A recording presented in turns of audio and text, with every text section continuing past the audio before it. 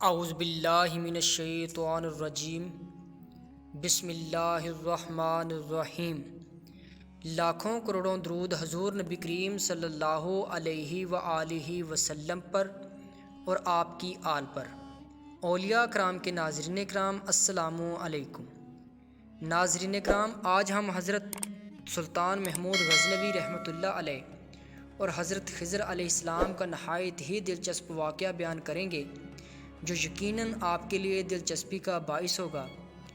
ناظرین کرام، کہتے ہیں سلطان محمود غزنوی کا دربار لگا ہوا تھا۔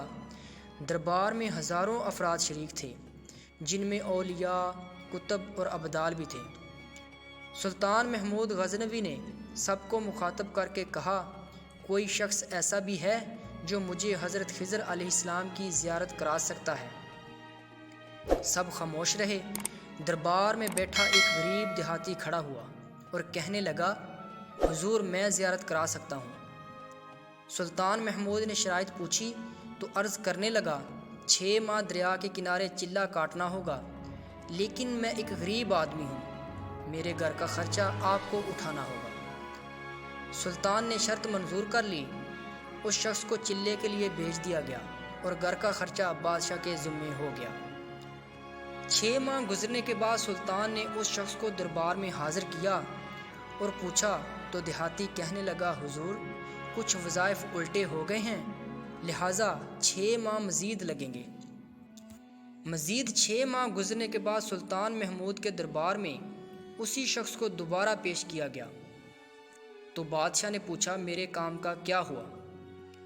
یہ بات سن کے دیہاتی کہنے لگا، بادشاہ سلامت، کہاں میں گناہ گار اور کہاں حضرت خضر علیہ السلام؟ بادشاہ سلامت، میں نے آپ سے جھوٹ بولا، میرے گھر کا خرچہ پورا نہیں ہو رہا تھا، بچے بھوک سے مر رہے تھے، اس لیے ایسا کرنے پر مجبور ہوا۔ سلطان محمود غزنوی نے اپنے ایک وزیر کو کھڑا کیا اور پوچھا، اس شخص کی سزا کیا ہے؟ وزیر نے کہا، بادشاہ، اس شخص نے بادشاہ کے ساتھ جھوٹ بولا ہے، لہٰذا اس کا گلا کاٹ دیا جائے۔ دربار میں ایک نورانی چہرے والے بزرگ بھی تشریف فرما تھے۔ کہنے لگے، بادشاہ سلامت، اس وزیر نے بالکل ٹھیک کہا۔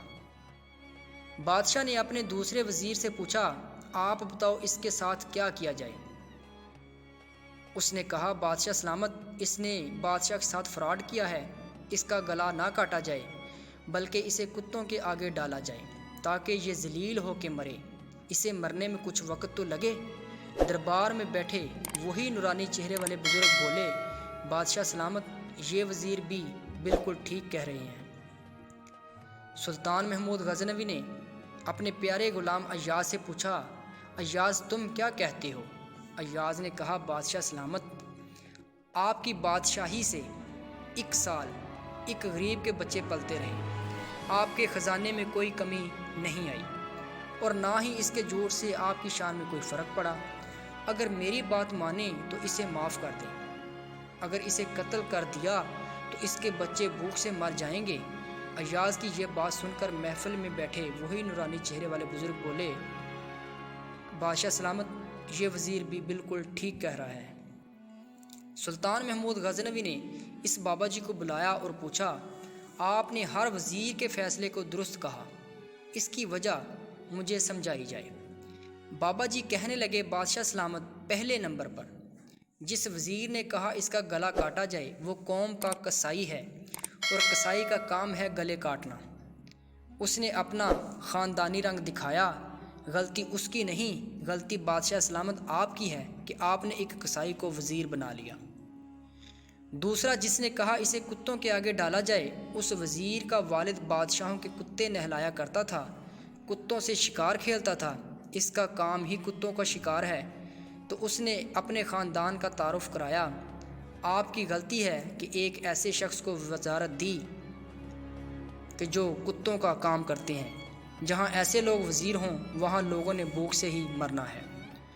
اور تیسرا ایاز نے جو فیصلہ کیا تو سلطان محمود سنو، ایاز سید زدہ ہے، سید کی شان یہ ہے کہ سید اپنا سارا خاندان کربلا میں ذبح کرا دیتا ہے مگر بدلہ لینے کا کبھی نہیں سوچتا۔